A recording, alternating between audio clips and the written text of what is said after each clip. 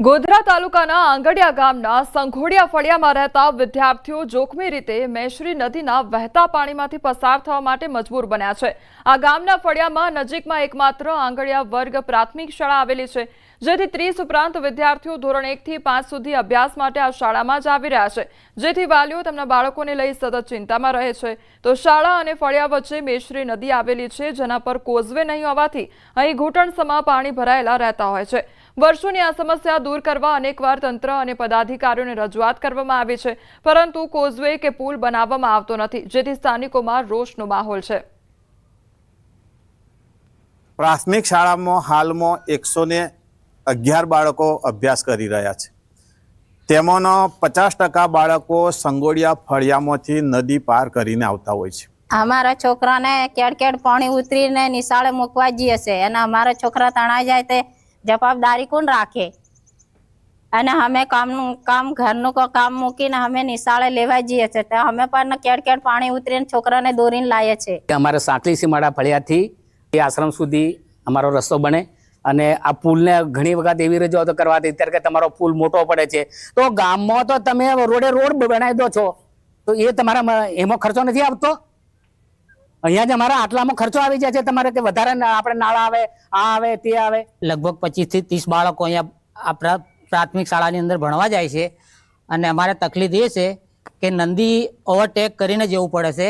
નદી ઓવરટેક કરવા ચોમાસાની અંદર પાણી ખૂબ જ પાણી આવી જાય છે। અહીંથી જે કાળિયા કુવા રીછવા મલાના કુવા સુધીથી પાણી આવે છે, એ પાણીની અંદર ભરપૂર પાણી આવે છે અને પાણી ઓવરટેક કરીને જવાથી અમારા બાળકોને નિશાળની અંદર જવાતું નથી। વિકાસશીલ ગુજરાતમાં ગ્રામ્ય વિસ્તારોમાં આજે પણ કેટલાક લોકો કદાચ 19મી સદીમાં જીવી રહ્યા છે એવું કહેવું પણ અતિશયોક્તિ નથી।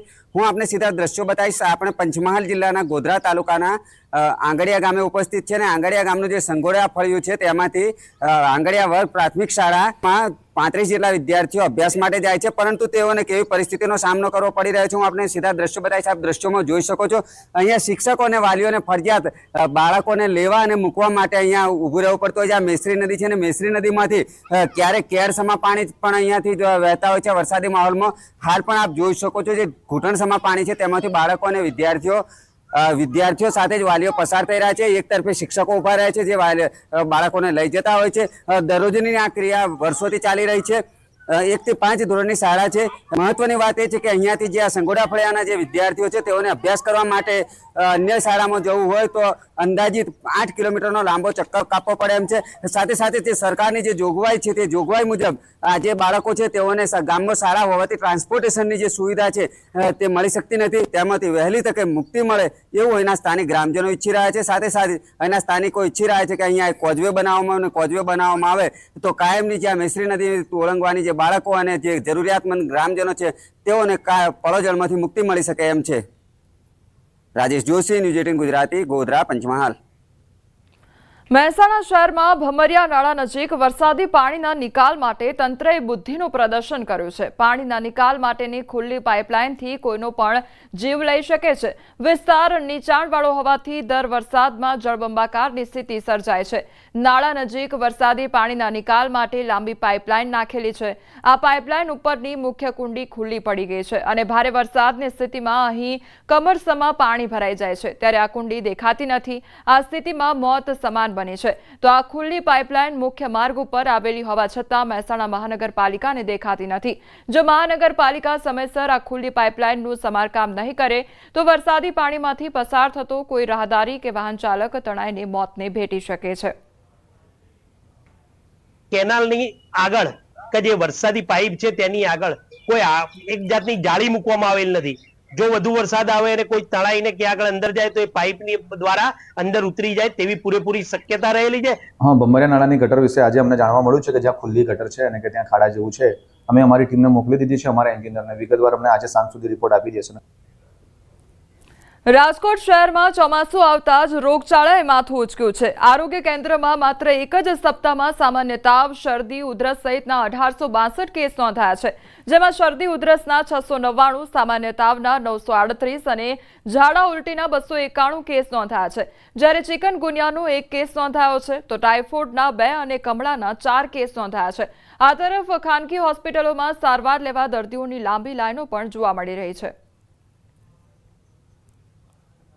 શરદી ઉધરસના કેસમાં 699 શરદી ઉધરસના કેસ, સામાન્ય તાવના 938 કેસ, ઉપરાંત ઝાડા ઉલટીના કેસ જોવા જઈએ તો 291 જેટલા કેસ ઝાડા ઉલટીના નોંધાયેલા છે. સુરતના ઉમરપાડામાં ખાતર માટે પડાપડી જોવા મળી રહી છે. મર્યાદિત ખાતરનો જથ્થો મળતો હોવાથી લોકો લાઇનમાં ઊભા રહેવા માટે મજબૂર બન્યા છે. ઉમરપાડા તાલુકા મથક ખાતે ખેડૂતો ખાતર માટે સવારે 5 વાગ્યાથી જ લાઇન લગાવી રહ્યા છે. ખાતરની વધુ જરૂરિયાત હોવાથી ખેડૂતો મુશ્કેલીમાં મુકાઈ ગયા છે. હાલ મંડળીઓ 10 બેગની જરૂરિયાત સામે 2 બેગ આપી રહ્યા છે. ખાતર મળ્યું નથી, 5 વાગ્યાના ઊભા છે હવે, પણ હજુ નંબર લાગ્યો નથી, તો અમારે કેટલી રાહ જોવી પડશે એ તો અંદાજ નથી ખબર. બનાસકાંઠાના નાગલા ગામે વરસાદી પાણી ભરાઈ ગયા છે. થરાદના નાગલા ગામના આકાશી દ્રશ્યો સામે આવ્યા છે. 200 થી વધુ હેક્ટર જમીન પાણીમાં ગરકાવ થઈ ગઈ છે, તો ગામ ફરતે પાણી ભરાતા લોકો મુશ્કેલીમાં મુકાઈ ગયા છે. પાણી અંગે નાગલા ગ્રામ પંચાયતના સરપંચ દ્વારા ધારાસભ્યને પણ પત્ર લખી રજૂઆત કરવામાં આવી હતી. જૂના ગામ તળમાં પાણી ભરાતા આવન જાવનનો રસ્તો પણ બંધ થઈ ગયો છે.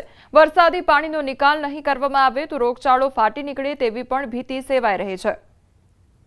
તો થરાદના નાગલા ગામના દ્રશ્યો સામે આવ્યા છે. આકાશી નજારો આ સામે આવ્યો છે કે જ્યાં ચારે બાજુ પાણી જ પાણી જોવા મળી રહ્યું છે, તો લોકોને હાલાકીનો સામનો પણ કરવો પડી રહ્યો છે. બીજી તરફ પાણીજન્ય રોગચાળો પણ વકરી શકે છે તે પ્રકારની પણ ભીતિ સેવાઈ રહી છે.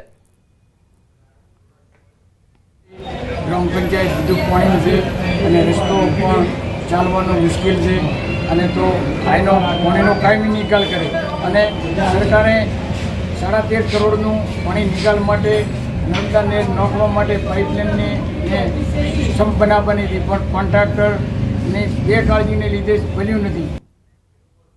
સુરતમાં સ્માર્ટ મીટર ન લાગે તે માટે જાળી લગાવી દેવામાં આવી છે. સુરતના પાંડેસરા વિસ્તારમાં સ્માર્ટ મીટરનો વિરોધ કરવામાં આવી રહ્યો છે. લોકોએ જૂના મીટર પર લોખંડની જાળી લગાવી દીધી છે. લોખંડની જાળી મારી મીટર બચાવવાનો પ્રયાસ તેમના દ્વારા હાથ ધરવામાં આવ્યો છે. તો સુરતની આ ઘટના સામે આવી છે કે જ્યાં સ્માર્ટ મીટરનો લોકો દ્વારા વિરોધ કરવામાં આવી રહ્યો છે, તો જૂના મીટરોમાં જાળી લગાવી દેવામાં આવી છે.